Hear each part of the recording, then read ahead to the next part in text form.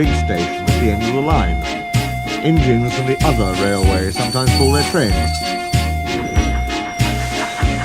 These engines stay the night and go home next day. Gordon was talking one day to one of these. "When I was young and green," he said, "I remember going to London. Do you know the place? The station's called King's Cross." "King's Cross?" snorted the engine. "London's Euston. Everybody knows that." "Rubbish," said Duck. "London's Paddington." "I know. I worked there." They argued till they went to sleep.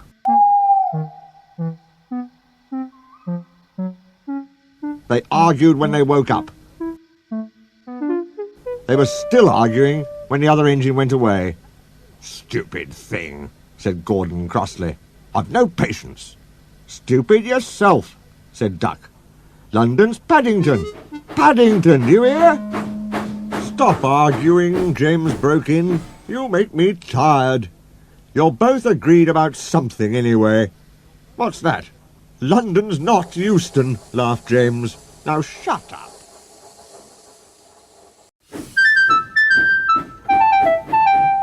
Gordon rolled away, still grumbling. "I'm sure it's King's Cross. I'll go and prove it." But that was easier said than done. London lay beyond the big station, at the other end of the line. Gordon had to stop there. Another engine then took his train. If I didn't stop, he thought, I could go to London.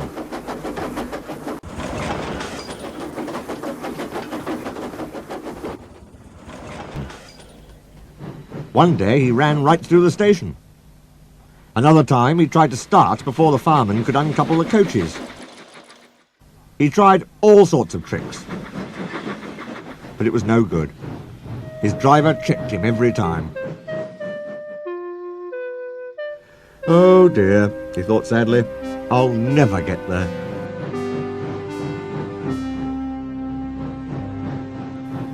One day he pulled the express to the station as usual. His fireman uncoupled the coaches, and he ran on to his siding to wait till it was time to go home. The coaches waited and waited at the platform, but their engine didn't come. A porter ran across and spoke to Gordon's driver. "The inspector's on the platform. He wants to see you." The driver climbed down from the cab and walked over to the station. He came back in a few minutes looking excited. "Hello," said the fireman. "What's happened?" "The engine for the express turned over when it was coming out the yard. Nothing else can come in or out. They want us to take the train to London. I said we would if the Fat Controller agreed. They telephoned and he said we could do it. How's that?" "Fine," said the fireman. "We'll show them what the Fat Controller's engines can do." "Come on," said Gordon, "let's go." He rolled quickly over the crossings and backed onto the train.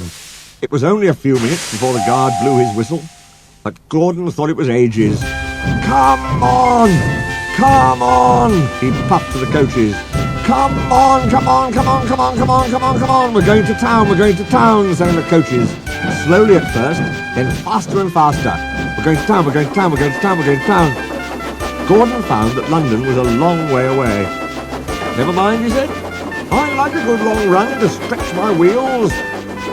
But all the same, he was glad when London came in sight. The Fat Controller came into his office next morning. He looked at the letters on his desk. One had a London postmark. "I wonder how Gordon's getting on," he said. The station master knocked and came in. He looked excited. "Excuse me, sir, have you seen the news?" "Not yet, why?" "Oh, just look at this, sir." The Fat Controller took the newspaper. "Good gracious me," he said. "There's Gordon. Headlines, too. Famous engine at London Station. Police called to control crowds." The Fat Controller read on, absorbed. Gordon returned next day. The Fat Controller spoke to his driver and fireman. "I see you had a good welcome in London." "We certainly did, sir. We signed autographs till our arms ached. and Gordon had his photograph taken from so many directions at once that he didn't know which way to look. "Good," smiled the Fat Controller. "I expect he enjoyed himself.